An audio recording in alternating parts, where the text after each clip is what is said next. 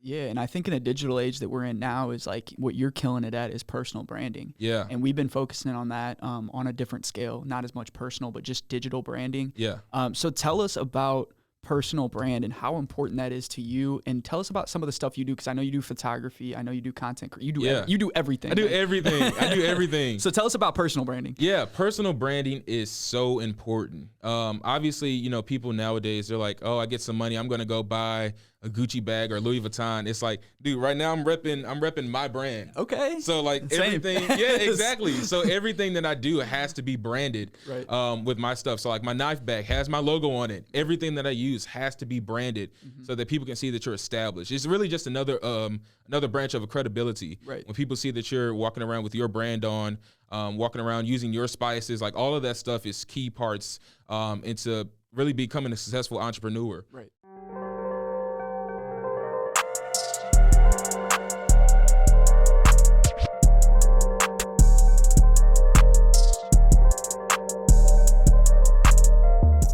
Welcome back to the STL Bucket List Show. I am your host, Lucas Farrell. Our other host, Marissa, is out of the office today, but we do have a very, very special guest. But before we get into that, I want to let you guys know that we're recording this podcast at Half Coast Studios. Half Coast Studios is the #1 podcast distribution company in St. Louis. They're going to cut the video. They're going to cut the audio. They're going to make you sound good. So if you have a podcast, definitely hit these guys up. So, entrepreneur, food man. I mean, this guy, Chef Juwan Rice.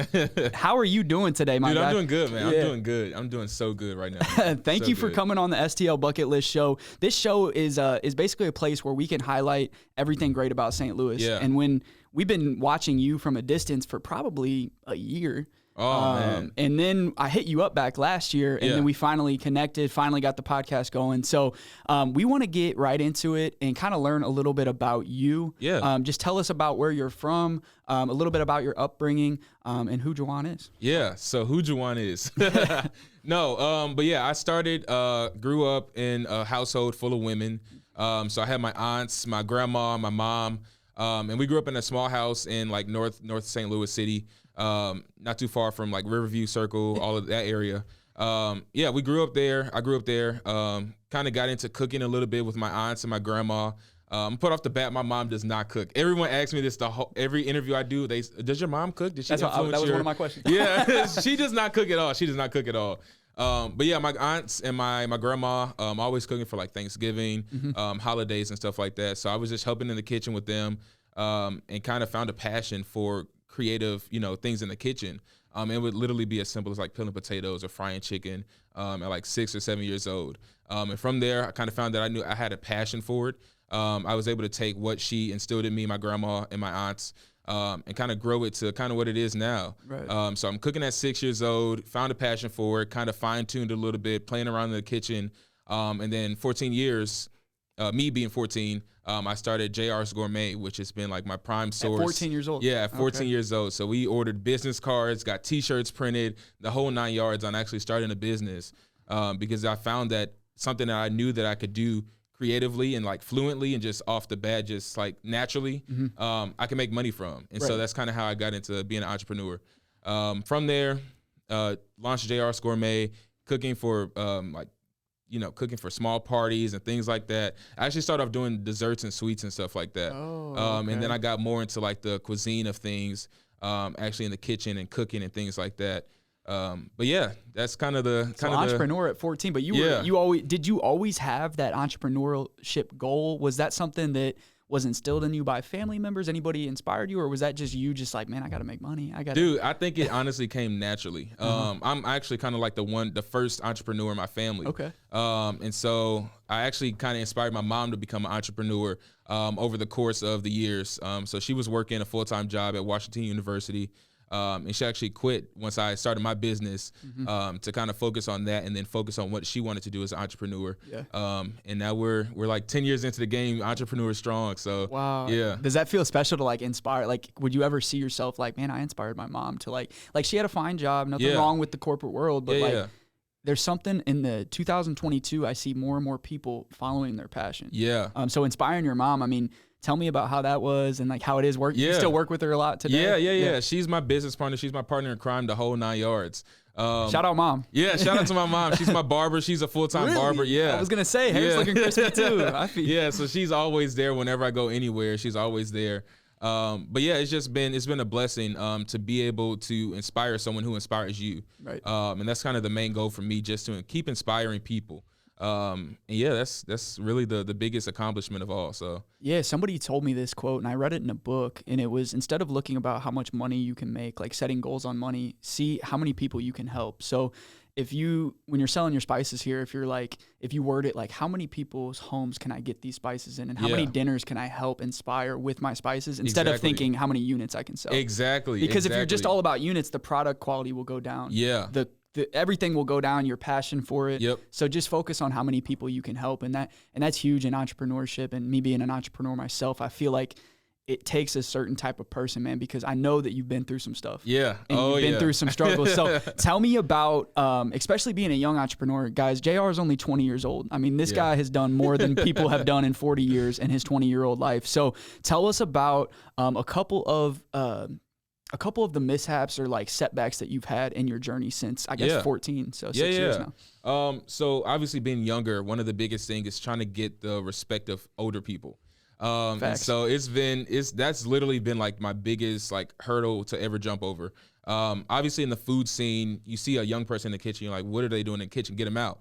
Go clean dishes. Exactly. Or go clean. Yeah. Something that they're not supposed to be doing. And so getting into the food industry at a young age, it took me forever to actually get the respect of chefs in the industry. What you're worth. Exactly. Yeah. And so I finally found that I'm at a point where I'm actually consistent with that. And I set a price and people were able to pay without kind of hassling me for it. But yeah, that's been the biggest thing, just earning the respect of elders in the industry. There was a point where I was working and running a restaurant when I was 18 years old, right out of high school. And I had people working under me that was in the industry for like 40 years, and they were not having it. They were not having it at all. But just to build the respect of myself in order for other people to respect me has been like the biggest thing so far. Yeah. And I think in the digital age that we're in now is like what you're killing it at is personal branding. Yeah. And we've been focusing on that on a different scale, not as much personal, but just digital branding. Yeah. So tell us about personal brand and how important that is to you, and tell us about some of the stuff you do, because I know you do photography, I know you do content, you do everything. I do everything. So tell us about personal branding. Yeah, personal branding is so important. Obviously, people nowadays, they're like, oh, I get some money, I'm gonna go buy a Gucci bag or Louis Vuitton. It's like, dude, right now I'm repping my brand. Okay. So like everything, yeah, exactly. So everything that I do has to be branded with my stuff. So like my knife bag has my logo on it. Everything that I use has to be branded so that people can see that you're established. It's really just another branch of a credibility. Right. When people see that you're walking around with your brand on, walking around using your spices, like all of that stuff is key parts into really becoming a successful entrepreneur. Right. And so, yeah, that's really been, the biggest thing. Personal brand has always been top notch for me. It's always been like the most important things.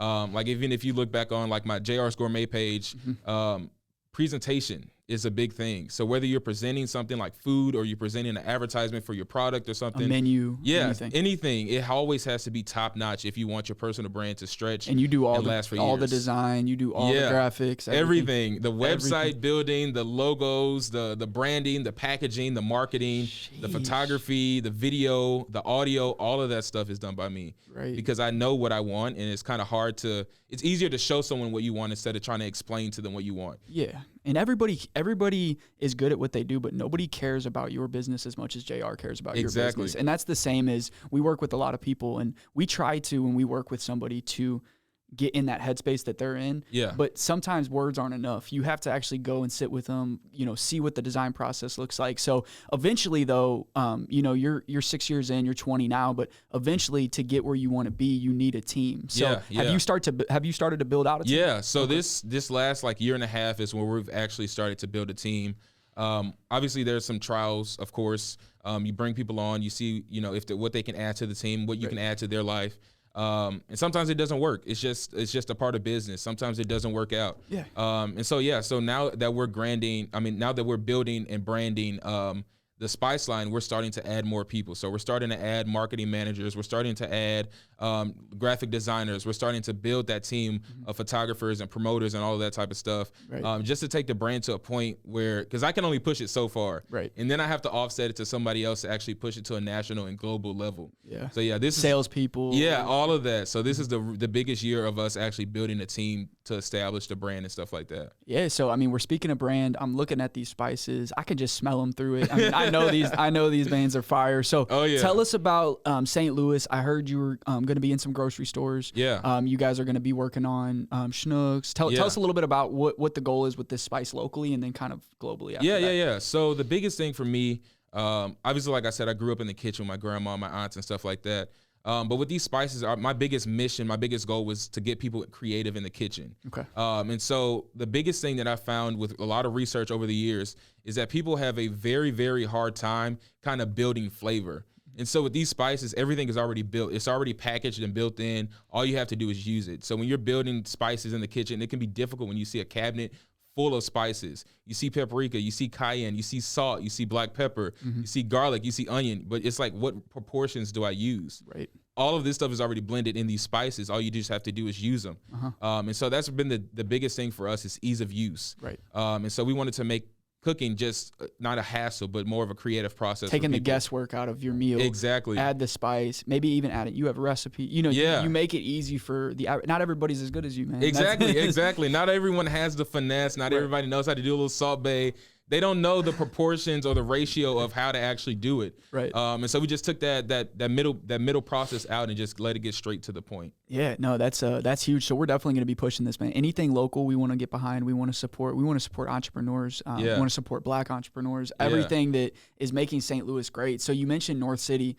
Growing up there, do you still live out there as well? Yeah. We still live in that same house. And we're kind of. We want to work on that area. What a lot of people do is they grow up and then they move out. I don't want to do that. I want to put as much into the community as I possibly can.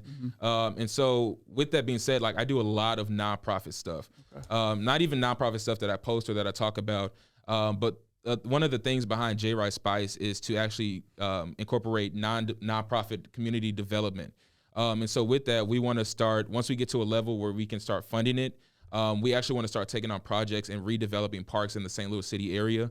And so we're calling it Spicin Up Tha Block. So we're trying to build our queue of like local artists to really redevelop these areas. And so we want to have it really, really vibrant. We want it to be inviting to the community.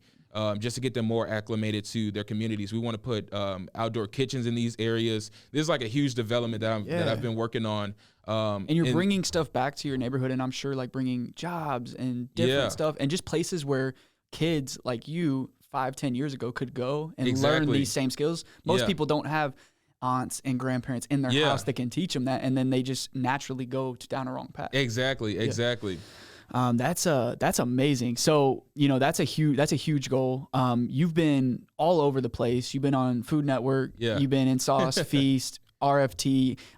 Tell us about your biggest accomplishment thus far.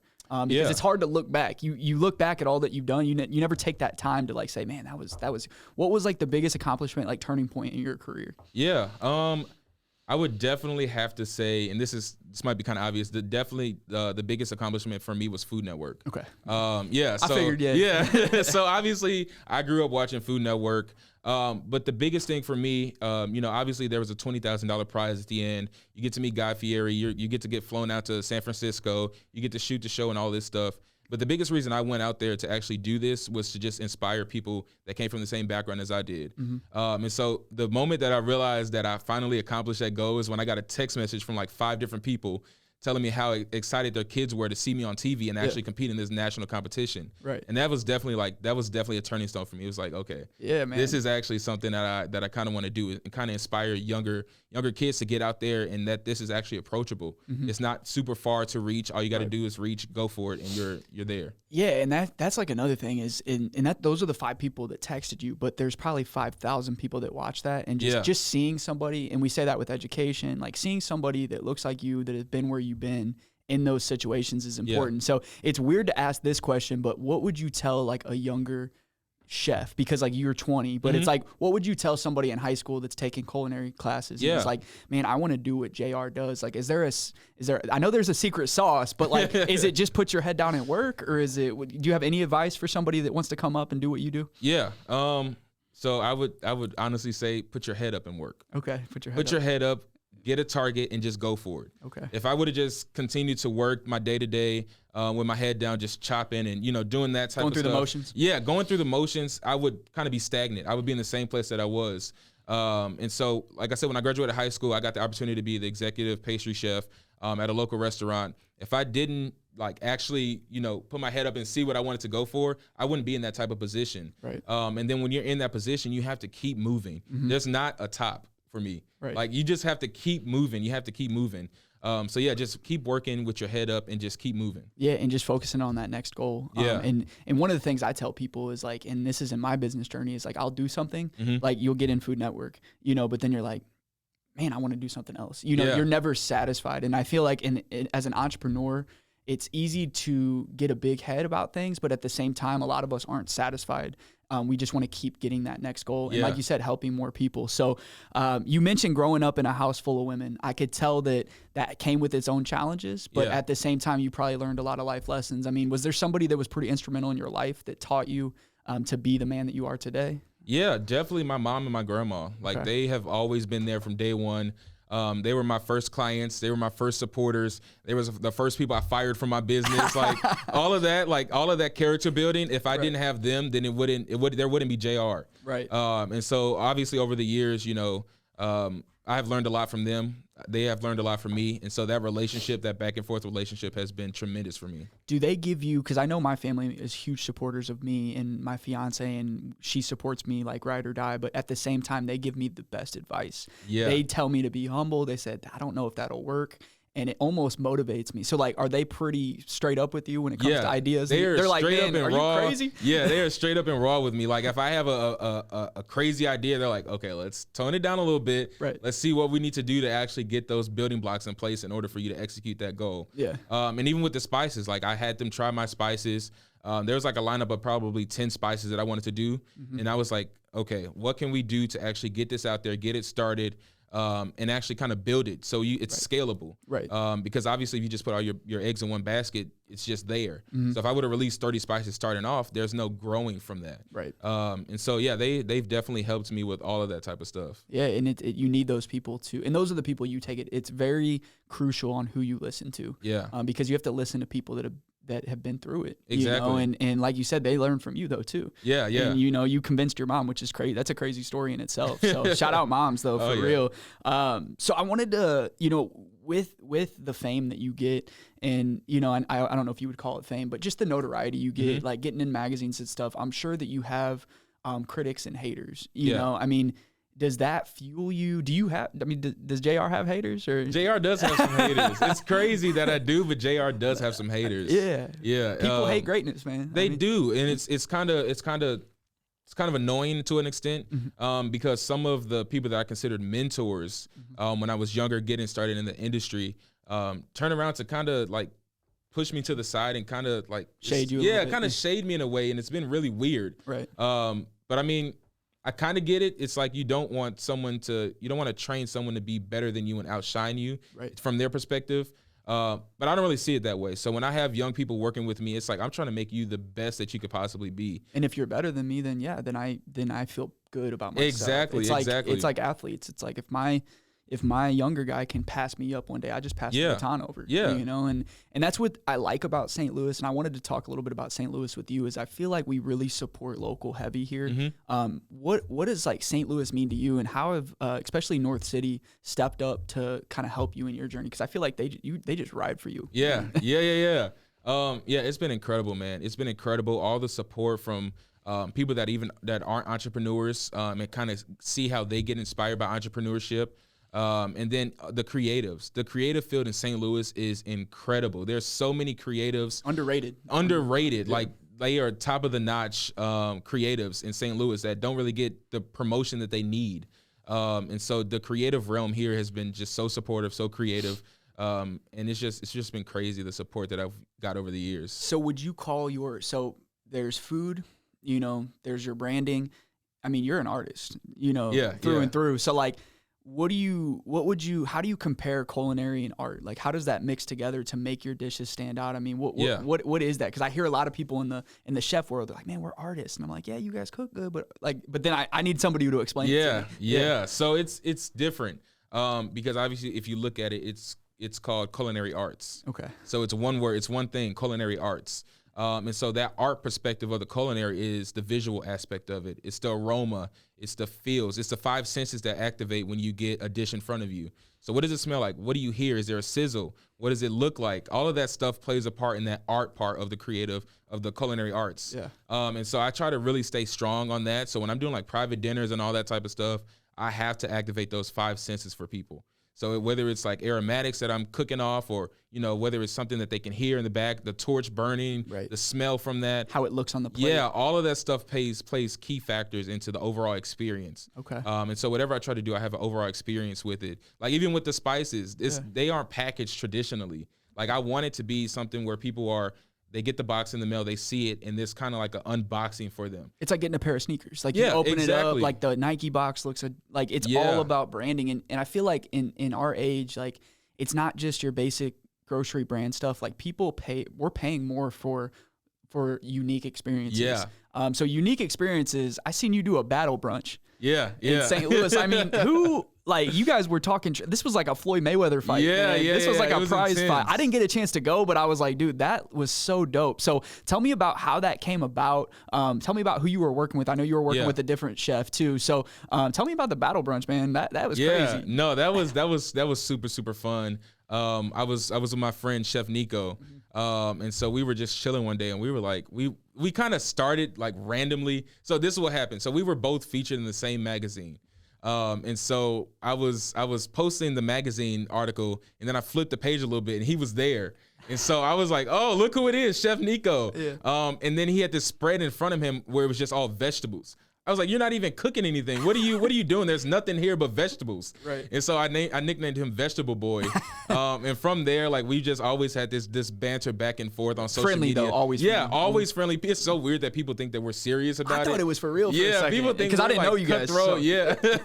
But yeah. So he got the name Veggie Boy, and we've always just been like this creative. There's this different thing to the culinary industry that you haven't really seen before. Right. And so we decided to do a dinner series called the Brunch Battle. And so we're actually 1-1 right now. So he won one, I won one. So now we're waiting for the rematch. When's the date? You guys got a date yet? We don't have a date yet. He's actually in that time he moved to Atlanta. Okay. I kind of played it off as I outcooked him out of the state. You got him out the city. Yeah. So once he finally comes back, or I go to Atlanta, we're going to do another one. To see who actually gets the best 2 out of 3. Yeah. But yeah, you just have to kind of re-evolve certain things, because obviously when you think the culinary industry, you're just thinking restaurant, fine dining. Right. But there's so much more to it. There's a lot of different restaurant pop-ups in St. Louis right now that are doing extremely well. Especially with COVID right now, you have to offer something a little bit different for people to get out of the house. Yeah, it's outside of from the restaurant experience. And so that's kind of what we did. We offered something that was a safe environment. We had amazing bartender Jorge come do mocktails for all of our parties and stuff like that. And yeah, it's just a super fun experience overall. Yeah, and people pay for experiences, and like I'm a super avid person for fine dining. Like we go out to all different restaurants, and like each of them, whether it's a $20 meal or a $200 meal, each of them offer a different one. Like a food truck gives me some type of nostalgic feeling just walking up to a food truck. But same with sitting down, having somebody put a napkin down on me. It's different, and you pay for different vibes, and it just depends on the occasion. But yeah, definitely culture. So tell me a little bit about your style, because everybody has their own style. Is there certain foods that certain meats that you like to work with? Tell me a little bit about, your style of chefing. Yeah. So the style that I typically go in, a lot of people have, there's like a few baseline cuisines that people just go to, like Italian or Mexican. Right. And so I kind of think that my cuisine is more of like an urban cuisine. Okay. I'm actually working on a cookbook called The Urban Kitchen. Hey. Yeah, so that'll be out within like the next year or so. Okay. But yeah, I'm working on that. But urban cuisine. So it's some staples from traditional stuff. but it's urbanized. Right. You have to continue to evolve. So if you see like a regular lasagna, okay, how can we upgrade this? What meat can we replace with the beef? Okay, let's do bison. Yeah. What cheese can we do? Okay, let's do something local. The pasta, let's get a local pasta. Let's add some spinach into the pasta. Mm-hmm. You have to continue to urbanize certain foods. Right. And I think that's really what my cuisine is, just taking so many different things that I've learned over the years through the course of the internet has been tremendous. It's not like I'm just stuck in one spot and I'm just getting inspiration that's around me. It's global inspiration that we have been able to use through the internet, which is crazy. Yeah, and looking at videos and like seeing, man, like, do you ever like look at a video and just get instantly inspired to cook? Definitely. Yeah, I learned pretty much everything in the kitchen from social media, from YouTube, from Instagram, from Facebook, from TikTok. Yeah. All of these different things have really impacted the cuisine that I've kind of adapted to and that I've kind of fine-tuned over the years. Is there a since this is a localized show, you know, we like to talk St. Louis. So is there somebody in St. Louis that like completely inspires you, or like somebody that, you know, that you just see and you're like, man, they like from it, even if it's somebody you know or somebody you don't know? Yeah. I mean, is there a specific chef in town that you really get inspired by? Probably so far Gerard Kraft. Oh yeah, because he's just killing it, dude. Like he is killing it. He's killing the everywhere. business side of it too. Yes. Yeah. He has been able to. It's more than food. It's definitely more than food. He's put himself in a position where all entrepreneurs kind of want to get, where they can just do something and then scale it and then move on to something else and keep doing that. Because I feel like the love, like you do a project, but same with you. Like you're doing this project next year, you're gonna have 3 more projects. Exactly. Like you have the book and you have all this other stuff. Yeah. So he does it with restaurants, but he creates different experiences all around town per different neighborhoods. Yeah. And he's in Nashville. He's in other states. He's doing the MLS, everywhere. The soccer stadium. He's everywhere. It's crazy. Yeah, man. Have you met him? I have. Yeah, I have. But yeah, it's crazy because a lot of people think, okay, I'm going to create one restaurant, I'm going to turn it into a chain. Yeah. He's made a chain of different restaurants, which is just mind blowing and crazy. And it's harder. It's easy. It's not easy to franchise it, but it would be easy to do the same thing over and over again. Yeah. But what he does is like, you know, a pizza spot, pasta spot, you know, exactly. upscale at the Four Seasons, you know, so, and then the Foundry, he's doing some stuff. So that's super cool to get inspiration from people locally. And then what about like globally? I mean, is there somebody that kills it with the content game like you do, like social media wise, that you like always like wait for their videos to come out or anything like that? Yeah, there's a few. There's a lot of them. I can't even think off the top of my head right now, but yeah, there's a lot of different chefs that just are like social media chefs, but their hustle and their grind you can see through their videos, and it's so inspirational. Because like I said, people think culinary, it's just not culinary. You can do so much more. You don't have to work in a restaurant. You can do spices, you can do sauces, you can do cookware, you can do aprons. Like you can do so much in the culinary industry. It's just a matter of being creative and trying to find out what exactly you want to do to hit your target audience. Yeah. So what's your go-to dish? Like if you were going to cook for let's say a celebrity chef, and like they said you can have any ingredients, like what are you cooking? What's your slap? That's probably the hardest question for me to answer. It depends on the day. It depends on the season. On everything. Yeah, because I get inspired by the grocery store. Okay. And so in local farmer markets and all that stuff, when I go in, I'm looking for You're not looking for what you're going to cook. You're letting them tell you what exactly. You're gonna cook. It's almost like it's speaking to me. And so it's kind of weird. It's weird when I explain it to people. So the first thing I do is actually find the plateware and how it's going to be presented in the vessel. Okay. Yeah. So I go find the plateware. There's a couple local spots in on Grand that have local pottery and stuff like that. So I go hit up those places, or I hit up the global chains like World Market and stuff like that, just to find the inspiration of what the vessel is going to be in. And then that is kind of how I build the story. I kind of look at it like building a story, because essentially that's what it is. So you find the book cover, and then you find what's going to be inside of the book, which is the actual dish. And so that's kind of how I build all of my dishes. It's so weird. So no go-to. So weird. Just have no. There is no go-to. There is no go-to. And I do that with all my clients as well. So if they want to do a private dinner with me and their, the spouse or whatever, their family, friends, everything is customized. Everything is built to their specific needs. So it's not like just a menu that you can just go to my website and look and see what the pricing is, because everything is so particular. It's built for the customer. Exactly. Yeah. It's literally customized just for them. So yeah, it's definitely a different approach to things. Yeah, that's amazing, because I feel like the more and more I talk to you, the more and more I go back to my conversations with artists, and it's like the same thing, except instead of painting, you're painting on with food. You're painting a plate, which is your canvas. Your canvas is the plateware. Yeah. So that's awesome. And so do you travel a lot and like try foods from, like, are you a big foodie yourself? I am definitely. I'm trying to get out a little bit more. With COVID, obviously there's some restrictions, but I really want to get out of the country. with some of the things. I haven't really been able to get out of the country much lately for obvious reasons. But once that starts to open back up, I definitely want to travel a whole lot more. Just to get different cuisines and different feels and different, things that inspire Cultures, me. Yeah, different cultures. And I think that's the biggest thing. Someone that did that really great is Nick at Endo. Yeah. And he's great. I love Nick. Yeah. They're fired. Yeah. So he traveled and then brought most of that stuff back. Yeah. But of course his family has a couple restaurants in West County, but he didn't really let that kind of he didn't do the same thing. Exactly. As what he was doing. He definitely like reinfused all of those different cuisines I think that's that what he Gerard picked up. did too. He went to Italy, and Katie from Katie's Pizza. She went over there and like trained in different kitchens. So like what you learn here from your grandma and aunts and stuff. There's another whole market out there, and everybody and then you can get inspiration, and that's when you combine it all together. So like what can, like you were saying, an experience, what can I bring that's new? So is restaurants in your future? Is that, or definitely.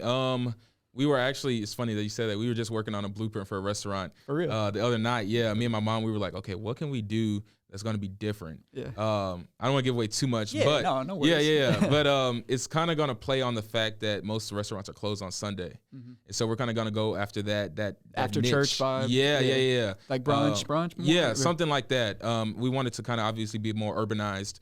Rooftop vibes, music playing, all that type of stuff. So we're working on that. North City or we haven't really decided what location yet. Probably more like Central West End area, north. Okay. Somewhere in that vicinity. Right in between. Yeah, somewhere like that. We need more rooftops. I mean, there's a lot of there's a few good rooftops, but if you go to other cities like Chicago or like you were saying San Francisco, I mean they just vibe. And the rooftop experience, you can just elevate your menu. I feel like the higher you go, the prices go up too. But just having a place for the family too. Like, and that's what's cool about being in the creative industry is you can have that, but then you can also have a drive up, a to-go thing where you guys, it could be burger, whatever it could be. But just being creative and like, I feel like being an entrepreneur kind of goes with that is like, man, if you get bored with something, like you can completely shift your menu. You can change your drinks up. You could do whatever, have DJs come in, play music, create a vibe. That was kind of leading into my other question is like, you're 20 now, I'm 26. So let's just say 5 years from now. I mean, it's hard to envision 5 years because that's a very long time, but like, where do you see yourself in 5 years? Like what kind of goals do you have? So 5 years, obviously with the Spice line, I want this to be a global brand. And kind of grow it more than just JRice Spice. And so what we're working on now is JRice Collective, which is more of the kitchenware, so the cutting boards, the skillets, the knives, the apparel that you wear. So we're working with Knife and Flag to get some custom aprons done. So we want that to be on the market as well. Nice. Just all of that type of stuff to grow it into more of a household name. A lifestyle. Yeah, more of a lifestyle brand than just spices. It's more than just spices.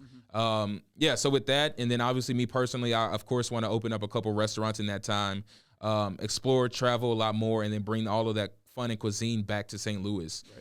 Because a lot of people leave St. Louis to get that, and then they stay wherever they leave to. But St. Louis needs more. It really needs more to keep the people here. So the creatives, get them more branched out, but also allow them to create in St. Louis instead of pushing them out to like New York and Los Angeles and all that stuff. We want to use their talents here so that they're displayed. And so when we're working on all of these restaurant ideas and stuff, the blueprints and stuff, we're incorporating local artists to have murals on the wall, have the seats decorated, have the tables like have printed or something. All of that stuff. And actually for the restaurant concept, we want to have local art hung up that people can actually purchase there. I've seen that a few places. So we're trying to like evolve and incorporate as many people in the St. Louis area as possible. And when you do that, when you incorporate those people, you're getting free marketing at the same time. And that's like from a business side of it is like if you have that artist putting his art up in there, he's putting a picture on his Instagram, and then people are like, where's that at? Oh, that's at Chef JR's. And then they're coming here just to take a picture by his mural. But at the same time, we're already here, let's eat. And then it's just expanding the brand. And that's why I feel like collaboration is huge. And like what you did with the brunch and just collabing with other people expands you to different markets. So let's talk marketing, because your marketing game's strong. So I've seen you in all these magazines. I mean, how are those processes? Like, are you getting hit up by these people? Are they seeking you out? And then marketing in general. I mean, like, tell me about. I know it's hard, man, because marketing stuff. It's consistency. Is what it is. It is. It's definitely difficult being the one managing the 4 to 5 Instagram accounts, the Facebook accounts, the TikTok accounts, the YouTube accounts. Yeah. And then also creating the content as well. So it's definitely been a lot of work, but it definitely has paid off over the years. And so, yeah, with this brand, obviously we did all of the marketing, all the PR for it. To where it is now, and we haven't even officially like promoted the Spice line, Right. And so we're actually having a release party in April sometime, Okay. that we're going to be working on. So we don't have the official date yet, but Yeah. I'm sure by the time we get this up and running, we'll have Hell the yeah. date by then. But yeah, PR, marketing, all of that stuff. It's really the urban, like it's really what grows your brand. So you can have a great product and no PR, no marketing, and your product won't go anywhere. Right. That is the biggest thing. And to have that counterbalance between the two, a great product and a great marketing strategy, is just meant for success. Yeah. Do you run a lot of advertising, or is it more just organic stuff? Honestly, right now with the startup of the Spice line and stuff like that, it's just been organic. With JRice Gourmet, we have promoted it so much over the years that it's just kind of It already has its yeah, brand. it kind of you got a lot of referrals and stuff. Yeah, for the most part. So now we're starting to get a little bit more into corporate gigs and stuff like that. Obviously, we did Winterfest downtown through November and December. Yeah, that was huge for us. I seen you on Show Me St. Louis. Was that with them? Yeah, Was that through yeah. them? Yeah, Malik was down there. And Yeah. Yep. So yeah, we've had a lot of different PR events, media releases over the last You've couple been of on years, TV and it's been stuff. yeah, Man. Like, it's been crazy. Is that just like you being 20 years old, man? And like I've been on TV a few times with this, and like my parents are like, "That's crazy," like because it's over their heads, and like when you're doing it, you don't think it's that big of a deal, but then when you look back at like I was on like Channel 5, and like I used to watch Channel 5 when I was a kid, or I was on Channel 2. You've been on all of them. Yeah. So tell me about like the emotions that like was that like special for you guys? I mean, yeah, definitely. When we are each time at each channel, it's been different. It's been so fun though. Yeah. We always have this expectation of going into something, and then so chill and relaxed for us. Right. As the person in front of the camera. But obviously I get phone calls afterwards. My grandma's like, "Were you nervous? How was it? Oh my God, I saw you on TV," and blah blah blah. And then it's like it was just so natural. Because you were talking about what you do. You would just like we're talking right now. Yeah. So there's no chills. Obviously, there's nobody in the room right now either, Right. so it's a little bit different. But yeah, it's just a natural conversation. So when I'm talking to Tim Meazell on Fox 2 and stuff like that, it's just a natural conversation. Just talking about something I'm really passionate about. Right. So just building that characteristic over the years has just been incredible. Yeah, that's amazing, and each one you do, the better it gets, and the easier it gets, and the nerves, because like definitely like but since you're talking about your stuff, it's like there's no script, you're off the top, like the stuff like the back of your hand. So, talking about being in the chef game, I know there's somebody that you really want to collab with. Is there like a specific person that you would just want to cook with? This could be somebody that. This could be a dream thing, like dead or alive. I mean, is there somebody that you would love to get in the kitchen with?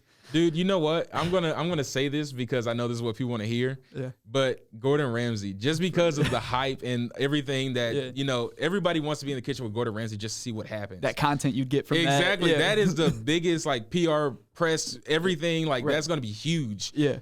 Just because he's such an icon in the culinary industry. When people that don't cook think of culinary, they think, oh, Gordon Ramsay from Hell's Kitchen. Or any show. Like he's the only one that people think, like there's a bunch of shows, but they're like, oh, Gordon Ramsay? Yeah. And they don't even know what show. He's on like his like 4th show now. Yeah, he's on so many shows, so many series. It's just crazy. But that would definitely be like the biggest thing. Just cooking in the kitchen with Gordon Ramsay just to see where it takes us. That would be crazy, man. I mean, have you worked like I feel like that's his front on TV. Like I don't think he's that. I think he's pretty cool, dude. Yeah, I think he's pretty chill. That's why he's so popular. He knows it's about like he's like, this is my business. Like I got to build it up. So you got to be controversial. And that we were watching Kanye West documentary, and I feel like Kanye does some stuff just because he knows that any press is good press. Yeah. Even if it's out of this world, you're like, what did he just say? But we're talking about him. You know? So that's crazy. So like I know you got, your brand but chef and, gourmets, doing the private dinners. Yeah. Besides all that, not related with anything with food. I mean, is there any other stuff you're passionate about? Could you talk about any other things that you're passionate about? Yeah. So last year sometime, actually when COVID first happened, I do a lot of stuff in my church. And so we were shut down during COVID. I was like, what can we do to like transform this space so when people come back, it's just totally different. And so I found a passion for like set design and audio visual, sound engineering, lighting engineering, all of that type of stuff is just so fascinating for me. So I did all the research. I came up with a proposal. And I actually renovated my church. We spent like $200,000 on renovating our whole facility. So we installed like a 14-foot LED wall. We had a whole new audio console put in. We had cameras, lights, all this type of stuff. That's so fascinating to me, the production side of things that people typically don't see. Right. So they didn't see the 20 minutes we were setting up the cameras and him checking the audio and all that type of stuff. But all that behind the scenes stuff is really what I would probably be doing outside of the cooking. So if you weren't doing what like you were doing, you'd work like where he is in the studio. Yeah, right exactly. So, and you do that you said on Wednesdays and Sundays you work at church. So do you use faith? Like you grew up in faith. Do you use that in your business? Like would you say, it's faith powered business as far as like your business practices and everything you do for it? And, for sure. And that's huge, and having something bigger than yourself. And that's the biggest thing. So when you gave that proposal to your church, I'm sure pastor was like, $200,000. Bro, are you crazy? We're closed. He's like, donations went down because we were doing, because virtual, it's like, there's no plate going around virtually. There's a little button and some people don't know how to use it. So how did you sell, like how did you put that proposal together and get everybody on? Because I'm sure it was a vote between all the deacons or everybody in the church. And so I did a cooking demonstration, an all-day cooking demonstration for the kids at Cahokia High School. And I was telling them, a lot of them want to be entrepreneurs. And I was telling them the biggest thing is to have what you want to do written down. So that way when you're proposing it to your parents or investors or anything, there's no questions to be asked. It's just a yes or no answer. Are you going to be able to fund me? Yes or no. You should give them everything that you need in order for them to get the answer that you want. So projections, examples. Yeah, all of that stuff. And so that's what happened. I was explaining to them that transforming our sanctuary is going to bring in so much more.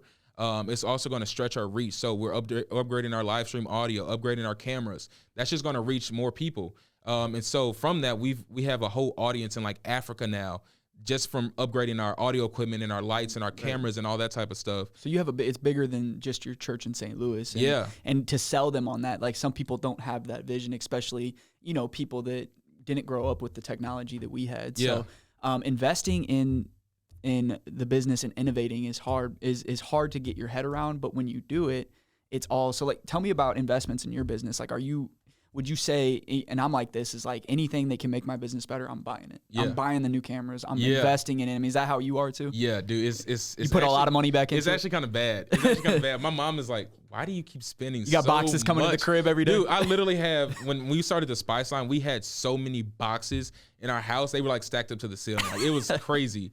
But that's just something that you have to do when you're passionate about something. You have to continue to invest into it, whether that's financially or mentally or physically. You kind of have to keep investing into it.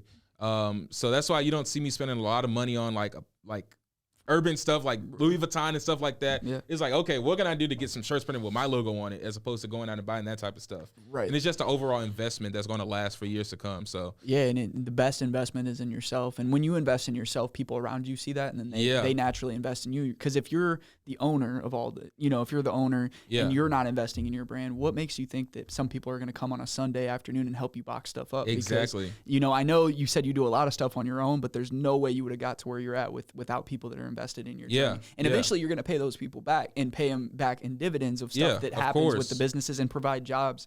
And that's the biggest thing with entrepreneurship, is we're providing jobs for people that are a part of something bigger. It's cool you can go work in corporate America, but I want to be, you had visions of the neighborhood. I want to fix up my own city. Because if you're not doing that, like, I'm sure you could go out to LA and work at a place, a crazy restaurant, and probably have a really successful career, but you wouldn't be fully fulfilled. Exactly. So let's talk about St. Louis, because this is the STL bucket list show. So let's say something you guys are celebrating. Let's say you were just on Fox 2. It was huge. Tim Uzel, all that. Like, what are a few restaurants that you were hitting up that like are your go-tos? Like, what's like a go-to spot? Give us a few, just so people can go out and support some of your favorite spots. So, let's see how we can break this down. There's so many. Depends on. It depends on everything. So if it's just like a small celebration, we just want like a quick dessert or something. Yeah. My go-to is Clementines. Okay. Yeah, so we're going to Clementines to get some amazing ice cream. I love to mix the coffee and the lavender with the vanilla bean. Okay. Yeah, and so that actually inspired a cake for me a while ago. And so I did a honey lavender cake that was featured in, I think, Feast magazine. And so that was the whole inspiration for that. I love ice cream. Yeah. So yeah, Clementine is definitely the go-to for just something quick and easy. If we're wanting to sit down, I would probably say more of like a urban casual place is I went blank for a second. Oh, you're good. Retreat Gastropub in the Central West End. Oh, yeah. Yeah, so they Tim Wiggins and those guys. Yeah. Their menu is really, really nice. They have a good happy hour too, and it's not too expensive. No, it's not. It's kind of fast casual, but it's they still own Yellow urban. Belly too. Yeah. Yellow Belly and all those places, and you're not 21 yet, but they have a good cocktail program too. Mocktail, this year we'll be in there. Yeah, we'll be in there this year. Yeah. But yeah, and then we love the go-to spots on the hill. So whether it's like Charlie Gito's or something else, we just love Italian food and stuff like that. My family isn't as far out there as I am. Yeah. So they're kind of playing. They like safe. The pasta, the fettuccine Alfredo, just the and you're like, yo, let's go try Indo, let's go get some crazy. But that's like something you got to do on your own. Yeah, that's a solo mission for me. Yeah, and that's hard for, especially like you said, those people. It's like they're used to what they're used to, and with you have to open people up, and especially when you bring a new concept, as it's going to be unique and people are going to come try it once. How do I get people to keep coming back? Exactly. How do I keep changing stuff up? So we talked about this briefly earlier in the interview, but being young, and I've noticed this too, and I'm 26, and I know it's only 6 years, but that's a lot. It's 20 and 26, people look at you different. Tell us about being the young guy in the game, and like, how do you overcome that? Like, is it your preparation and your knowledge, or is it just, I mean, what is it, your flavor? Like, you go into these meetings, like, you're meeting with people, you're getting in these. I mean, what is it like being the young guy in the game? Because there's nobody 20 that's doing what you're doing. So there's pros and cons to it, of course. A pro is that they see someone young going after their dreams, and they're actually executing. They're prepared for it. So that's a different. That's ambitious. Yeah, exactly. And so that's definitely been a pro for me. Just sitting in conference rooms with high execs from different brands and companies and stuff like that. They see me at the table and they're like, okay, so this kid is actually forward because he's here. He's here. He's on time. He's here before we said it. And that's something that you just kind of have to prepare for mentally. Right. And then the cons are that you're the young person in the room. So there's some words like that they're going to say that's going to completely go over your head. Financial stuff. Yeah. And it's like, okay, what the hell are you talking about? Right. But you have to know that type of stuff. So I'm constantly training, constantly reading to kind of better my skills and my verbiage when I'm talking to these high execs, because they want to see that you're prepared. They're going to say some stuff and throw curveballs at you just to see what you do, what you react to. Yep. They want to test you. They want to test you. But being young, though, is such an advantage because you have the technology side already. It's like you grew up with it. We were on iPhones and playing with video games and know how to computers and stuff. And being young has probably helped you with a lot of the press stuff because, like, that's a story in itself. Yeah. Just even if, like, all your stuff is great, but even if you were just, an executive chef at 20, that's still a story just because you're young. There's a lot of 40-year-old executive chefs. So you can kind of use it to your advantage. And, like, I mean, like we were talking about in 5 years, I mean, owning a restaurant, you're talking multiple restaurants. Yeah. You're talking big. You're talking big goals. So, like, it's just the start, man. It's just the beginning. And that's why we had you on here and we seeked you out and we were like, we want to highlight the great things about St. Louis. So talking about St. Louis, talking about overcoming being young. We talked about challenges, favorite restaurants. I mean, what would you describe the culinary scene in St. Louis? I mean, I know it from my experience, it's great, but like, what do you think it needs? Like you said, it needs a little bit, needs more, you said. So I definitely think that the culinary scene here is intense. It's crazy. I think we just had like 8 people from St. Louis nominated for the James Beard Award this year. So obviously we have the credibility, we have the creative here. But I think the biggest thing that we have to do is kind of get our customers to get out of that Midwestern like mindset, and open it up a lot more with like vertical farming and all that type of stuff to incorporate new things in our food scene here. Because everything that's staple here is so heavy. We have to kind of like urbanize it a little bit. When you think about things that St. Louis is known for. Sustainable things. Yeah. And just kind of taking more of the East and West Coast vibe to things, but still having our Midwestern flair to it, if that makes sense. Yeah, no, that makes sense. And it's really just bringing, because like a lot of times the coasts are ahead of us by 5 or 10 years. Yeah. And I look to inspiration, whether it's with tech or marketing, because they do it before us. So if we can catch on to stuff, maybe you can be ahead of it in St. Louis. So exactly. That's huge. I mean, the vertical farming, just there's stuff going on. Like it's a lot of restaurants are trying to do that. There's a whole lot more as we kind of grow throughout the years. But we should really be in a position where the food scene is coming from the Midwest and moving out to the West and East Coast. So flipping that is obviously going to be a huge turnover for us in the food scene, but it's definitely obtainable. How do you accustom people to pay the prices? Because I'm sure that, and I didn't even I looked on your website, but you said the prices aren't on theirs, but I'm sure that it's an elevated experience, and people in the Midwest are used to, and like you said with your family, my family, they'll go to like $12 a meal, Steak and Shake, or like these staples in the Midwest. Yeah. Like, how do you accustom people, and especially with prices of food going up, to pay $25, $30, $40, $50 per person for a dish? I mean, how do you do that? Because I know sometimes people are like, wait, how much is it per person? Yeah. So it kind of comes back over to the overall experience that we're providing. So whenever we're doing a dinner party, we're bringing in like flowers, we're bringing in all of the tableware, we're bringing in all of the plateware, just to provide that overall experience. So it can be in your house, but when you're sitting at the dining room table that we set up for you, it doesn't look like your house. Right. So we're bringing in something that you're not used to. It's not a restaurant because it's customized just for your liking. And I think that's something that people really, really like. People pay attention to details that you pay attention to. So whether we're bringing in flowers that we get custom made, it's just flower arrangements. It's just something different that we offer all of our clients, and it takes us another step above. If we're doing to-go-ware, we're doing all eco-friendly products, and we're letting our clients know, hey, we partner with Natural Tableware, and we're using all eco-friendly products. So for Winterfest, all of our products that we put our food in was all eco-friendly, whether it was a cupware, even that costs you more, even though it costs me more, it still is a return on my investment because we're helping the eco-friendly reach, right? Letting people more aware to it that it is available. And so we had restaurants reaching out to us like, hey, what plateware are you using? It's eco-friendly? Yeah, it is. Head to this website, you can get it. But yeah, just kind of changing things to make it more custom and available for our clients is just definitely the biggest thing for us. Yeah, and it's just innovation, and that's what, young people bring to the game. And I feel like, with us being young people in St. Louis, is we want to stay in the community and we want to see the city grow, because I visit cities like Chicago and all these other big cities, and like, they're amazing, and they're doing these great things, and their food scene's great. Our food scene's great here, and we have, like you said, 8 James Beard chef winners, and we got Gerard Kraft in here killing stuff. We got the soccer team coming, more restaurants coming. So with that, more people are going to move to the city. It's just getting people used to paying for that experience, and the private dining experience is amazing. I got some friends that do that as well. But yeah, like, tell me about how that works with like your referrals. Like, how many of those are you doing, or is that, like you said, that's your main business? Gourmet. So, and you're going to their house, or are you renting spaces to do it sometimes too, depending on the size of the party? Yeah. So it really depends. There was a phase before COVID where we were going to start partnering with Airbnb to start having a different thing. So when people come into St. Louis, they can have us as an experience. Yeah, exactly. But obviously COVID changed things. And so we kind of have to move into a realm of using local venues and stuff like that. So whether it's Brennan's Midtown or something like that, we got to keep it local. Yeah. And so that kind of changed the game when we started introducing more dinner parties.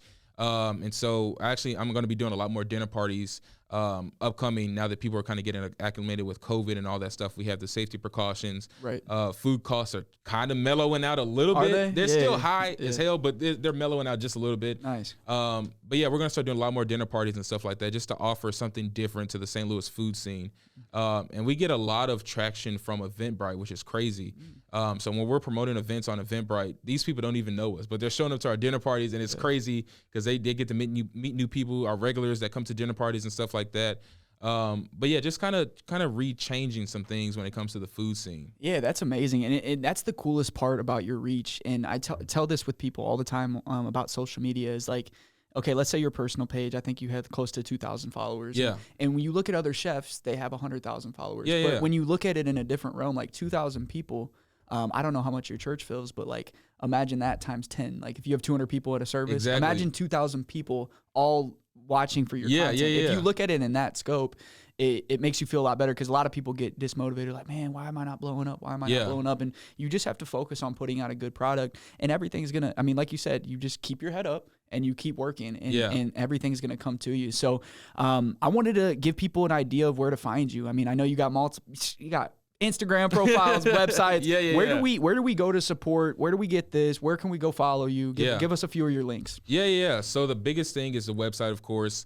My original website, JuwanRice.com, is kind of the hub for everything. Okay. So from that, you can find my Instagram, you can find my Facebook, you can find my Twitter, you can find where to purchase the spices, all of that stuff. If you just you don't want to see my pretty face on the website, you can just head over to not JRice Gourmet, but JRiceSpice.com to purchase the spices. And then, like I said, the spices will be coming to local stores pretty soon. Okay. So we're working out the kinks with that, kind of getting a co-packer to package everything. And that's kind of a part of building the brand. Right. Obviously, you have to output some things to get outsourced, but, it's still true to my heart. I'm still tasting everything, making sure everything is going out the way it should be. But, that's the biggest thing is consistency, like you said earlier. All those Instagram pages, TikTok's pages can be found at JuwanRice.com. JuwanRice.com, guys. Hit them up. So thank you again for coming on today. Guys, this is the STL Bucket List Show. We're working hard to give you guys the best content in St. Louis, and we want to highlight everything great about St. Louis as well. So you can catch this on Spotify, Apple, YouTube, Instagram, wherever you guys consume content. And we're recording this at Half Coast Studios, guys. These are my friends over here, #1 podcast recording place in St. Louis. Guys, if you have a podcast or you want a podcast, definitely hit up the guys at Half Coast Studios.